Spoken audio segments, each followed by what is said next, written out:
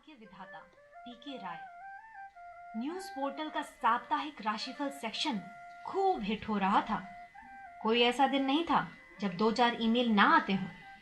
पाठकों की जबरदस्त प्रतिक्रिया को देखते हुए वेबसाइट के होम पेज पर राशिफल को थोड़ा हाईलाइट किया गया।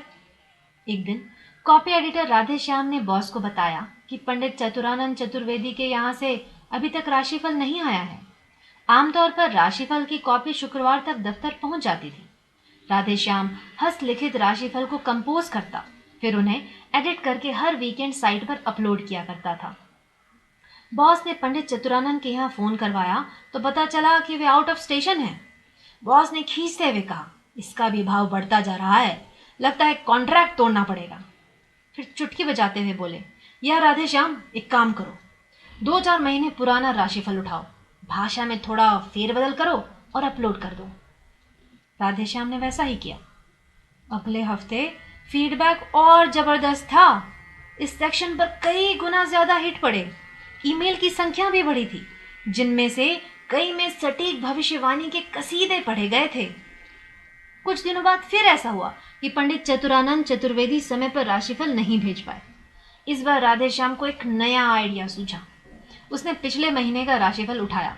राशियों का भाग्यफल परस्पर बदलते हुए मेष की जगह कर्क, तुला की जगह मिथुन और कुंभ की जगह धनु की भविष्यवाणियां कट एंड पेस्ट कर दी। बिल्कुल नया राशिफल तैयार था।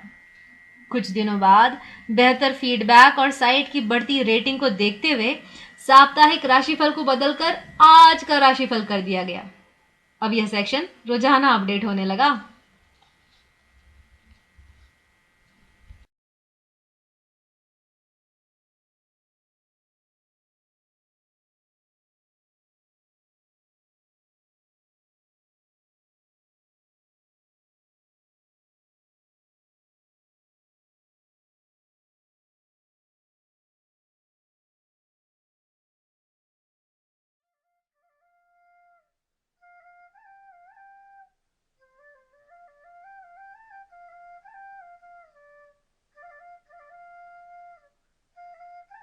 बेटियां डॉक्टर प्रद्युमन भल्ला।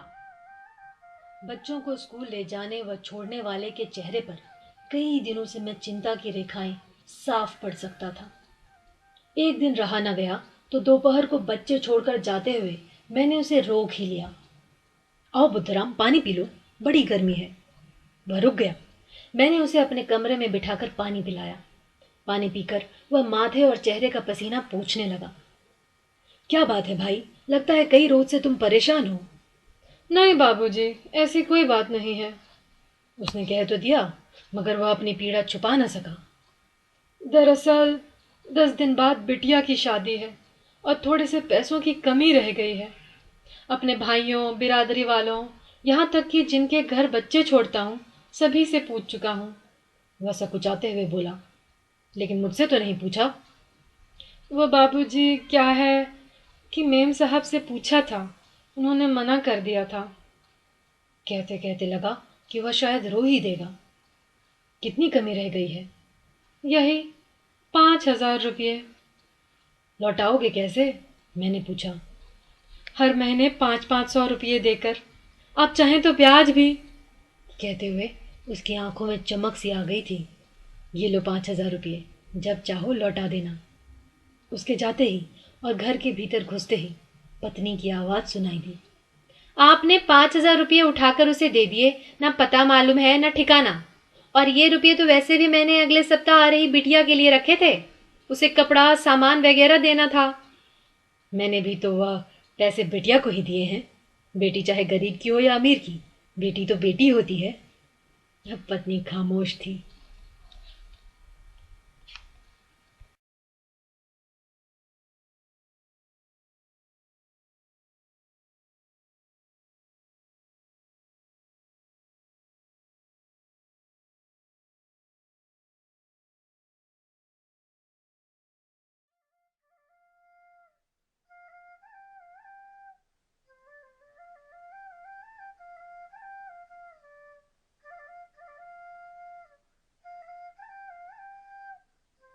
चश्मा, रत्न कुमार सांभरिया।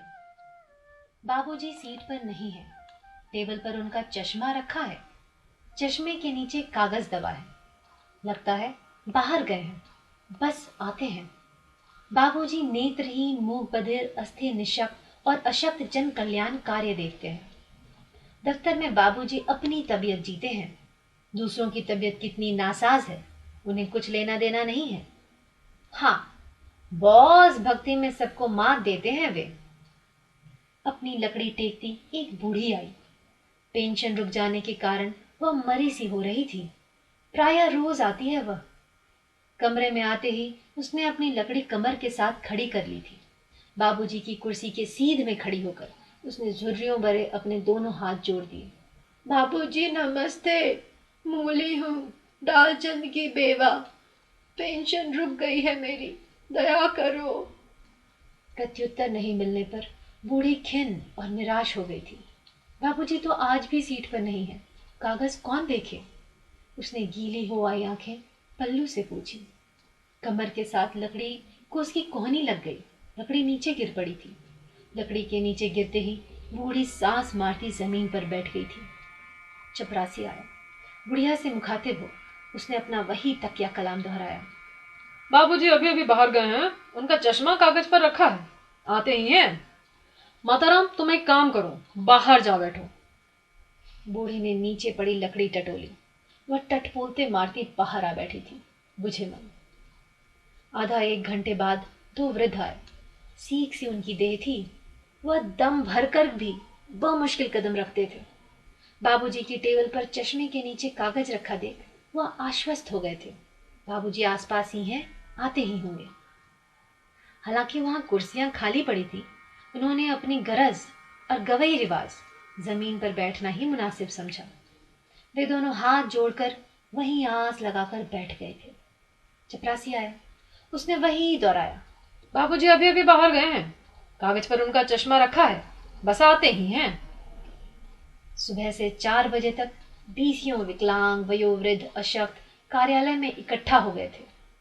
5 बजते उनमें से आधे से ज्यादा मन मारे घर लौट गए थे। कल आएंगे। जरूरतमंद वहीं बैठे रहे। भूख रोज लगती है। बाबूजी से मिलकर अपना काम करा लें। 5 बजते बाबूजी हवा हुए आए। उन्होंने सरसरी नजर कमरे का मुआयना किया और अधिकारी के कमरे में चले गए। थोड़ी देर बाद मुंह पर हाथ फेरते हुए बाहर निकले, अपने कमरे में गए। चश्मा और कागज दराज में रखे। बाबूजी बाहर निकले। चपरासी ने कमरा बंद कर दिया था। वहां बैठे असहाय लोगों ने छाती और माथा एक साथ पीटे। मगरूर, आज भी उनका सपना रौंद गया।